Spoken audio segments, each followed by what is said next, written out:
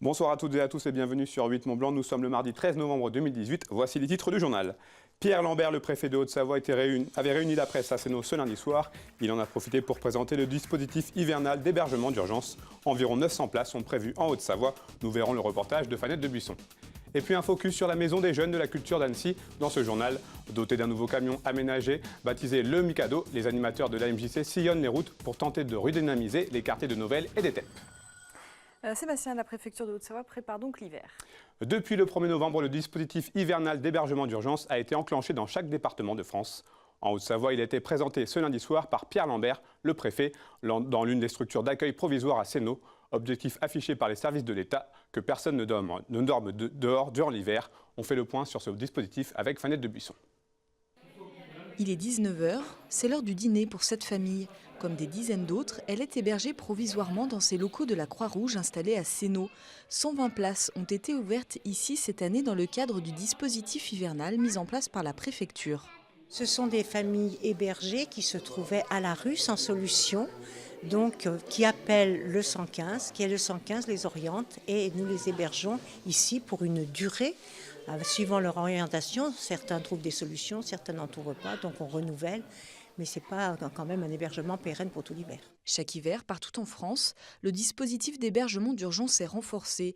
Il est géré par le 115, le SAMU social ou service intégré d'accueil et d'orientation urgence. L'an dernier, il a traité entre 30 et 40 000 demandes d'hébergement en Haute-Savoie, une demande en hausse. Pour y répondre, le nombre de places a augmenté de 20% pour cette nouvelle saison hivernale. C'est un besoin croissant et si nous ouvrons des places supplémentaires, c'est parce que la demande aussi est croissante.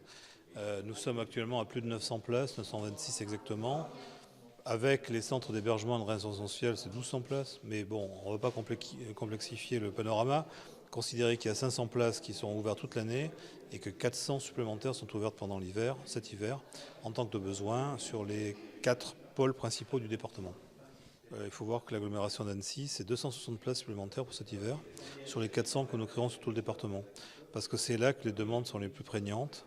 Il y en a aussi sur Annemasse, un peu sur Saint-Julien, un peu sur la vallée de l'Arve. Près de 2000 personnes ont ainsi été logées l'an dernier en Haute-Savoie grâce au dispositif d'hébergement d'urgence, un dispositif renforcé jusqu'au 31 mars prochain.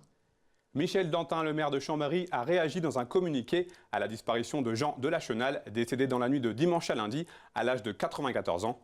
Pour Michel Dantin, Jean Delachenal, député de la première circonscription de Savoie pendant 15 ans, avait marqué le département par son action publique lorsqu'il occupait la fonction de vice-président de l'Assemblée nationale. Les obsèques de Jean Delachenal sont prévues ce vendredi à Saint-Pierre-d'Albigny, une commune qu'il a dirigée de 1947 à 1971. On attaque notre série de la semaine ce soir.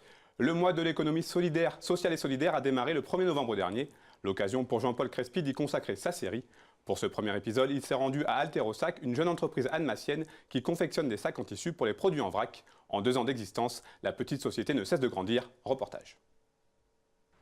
Socialement responsable, l'atelier renaît à la fibre solidaire. Depuis 2015, il collecte des textiles, des linges de maison et des chaussures sur l'ensemble des communes du Chablais pour ensuite en assurer le tri et la vente de seconde main dans sa boutique.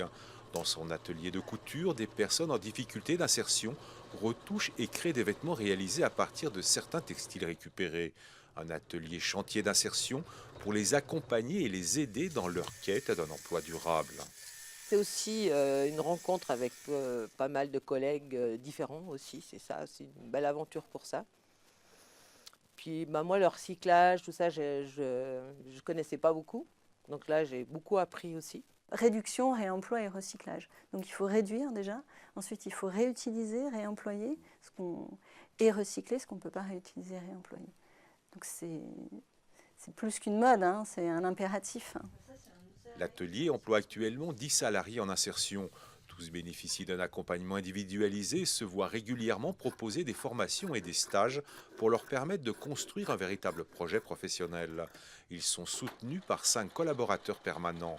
Après 2 années passées à l'atelier, 57% d'entre eux décrochent un emploi durable.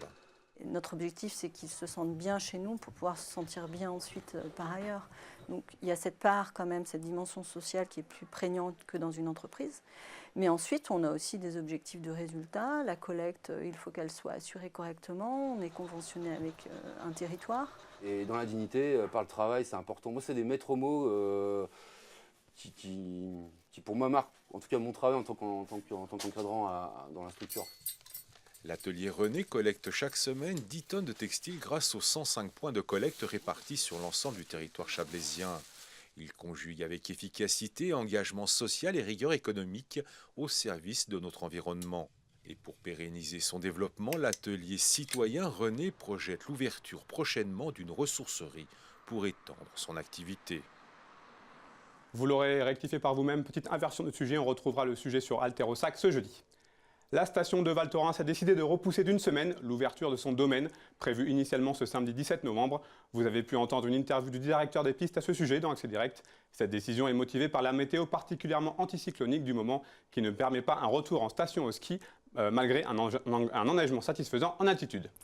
Un nouvel outil pour la MJC d'Annecy Nord. Pour aller à la rencontre de la population des quartiers de Novelle et des Teppes, la Maison des Jeunes d'Annecy Nord a investi dans un camion aménagé baptisé le Mikado. Grâce à ce nouveau centre social mobile, les animateurs se rendent au pied des immeubles, à la sortie des écoles ou encore sur les marchés pour informer les habitants sur les activités et les services disponibles. L'objectif de la MJC est clair, redynamiser les quartiers populaires. Reportage de Juliette Vincent-Seigné. Depuis cet été, les habitants du quartier de Novelle ont une nouvelle habitude. Après leur marché, ils sont nombreux à s'arrêter au camion aménagé Mikado. Ils s'assoient pour discuter le temps d'un café, mais viennent aussi chercher des informations sur les activités de leur quartier.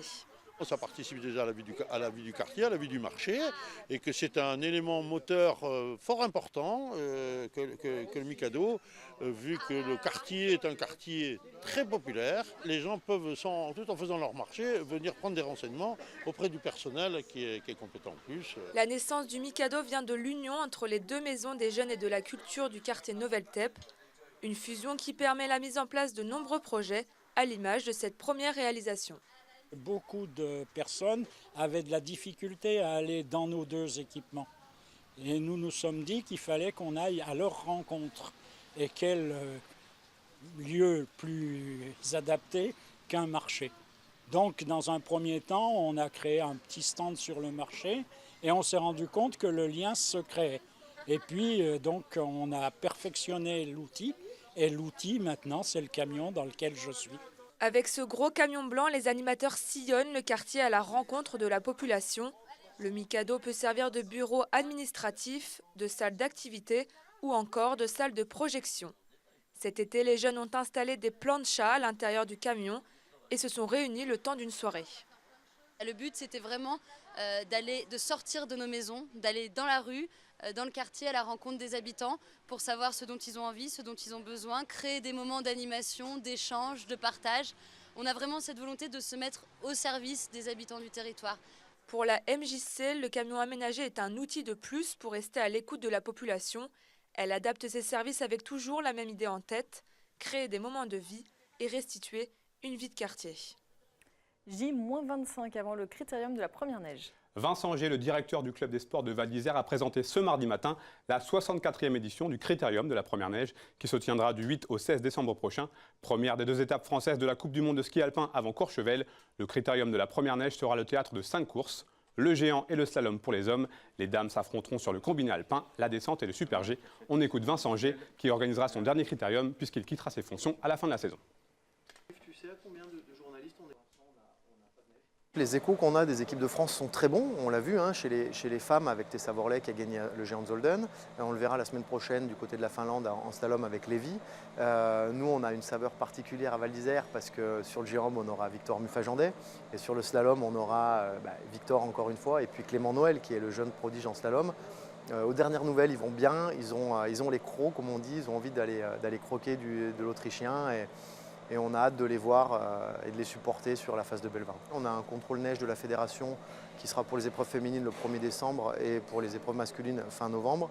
Donc on a encore 15 jours, 3 semaines pour pouvoir bénéficier de la neige naturelle. Et puis surtout, ce qu'il nous faut, c'est du froid, puisqu'on doit, dans le cahier des charges de la Fédération internationale de ski, produire de la neige artificielle. Voilà, on n'a pas le choix, c'est comme ça, c'est imposé par les standards de la fédération.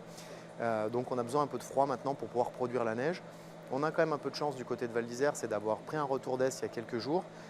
Donc on a tout sur des massifs en haut, on a beaucoup de neige voilà, qui a été damée, qui a été déjà tassée, compactée. Donc l'ouverture de la station ne sera pas remise en cause. C'est la fin de ce journal. Merci à vous pour votre fidélité à l'information sur 8 Mont Blanc. Fanette, c'est à toi. Quant à moi, je vous retrouve mercredi pour un nouveau journal.